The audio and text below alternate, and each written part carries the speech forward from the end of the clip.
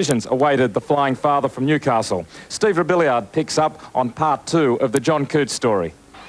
Having turned his back on offers to come to Sydney to play in favour of sticking with his teaching job in Newcastle, John Cootes played in the countryside against City in 68, 69 and 70.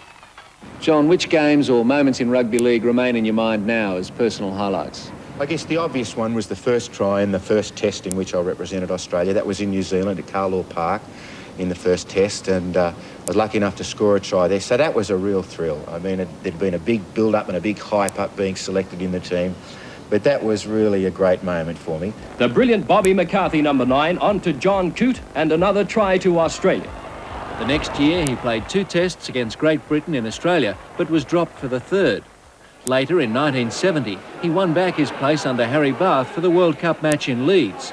A rigorous training camp before departure made sure these boys were fit enough to win, and they did.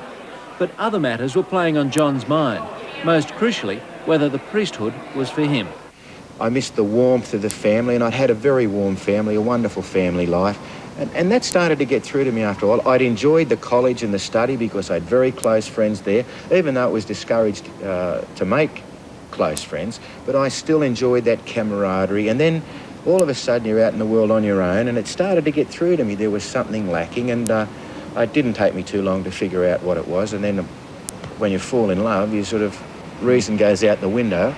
But I gave it long and serious thought, and I'd have to say, Steve, that I certainly feel much more comfortable, much happier in the way that I've chosen. And I'm still very, very involved in the church, which is a great source of satisfaction to me. I mean, I've been welcomed back with open arms, and that makes me feel very, very happy.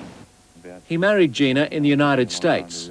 Worried about reaction back home, they considered staying there, but were given a warm welcome on return.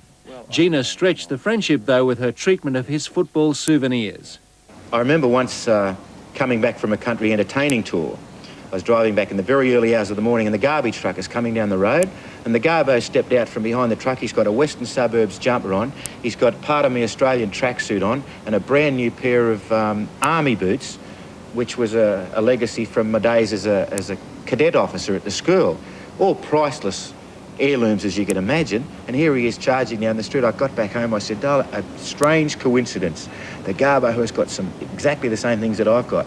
Well, she explained that while I was away, she'd had a little spring cleaning, and I said, what exactly went? Well, she said, all those musty old football jumpers and things, and boots and bags and trophies. And I said, trophies? She said, well, you know how they were getting all tarnished and musty. You can't show those at home. So I went back into the trophy room, and it looked like there'd been a purge.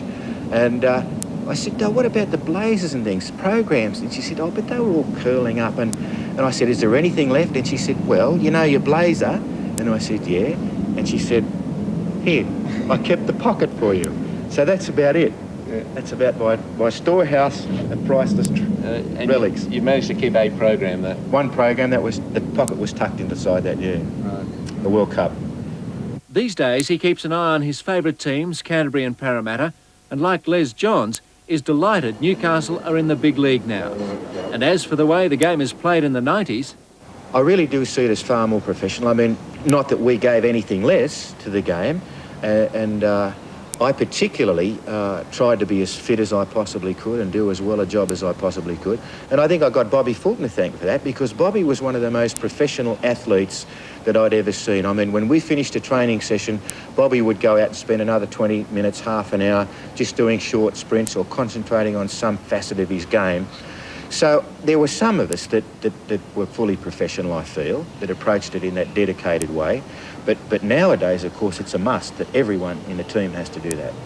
Are you glad that you played in the era that you did? How would you see yourself playing now? I guess that's a pretty hard question to answer, Steve. It's hard to envisage playing today. I think I'd have loved playing league any time.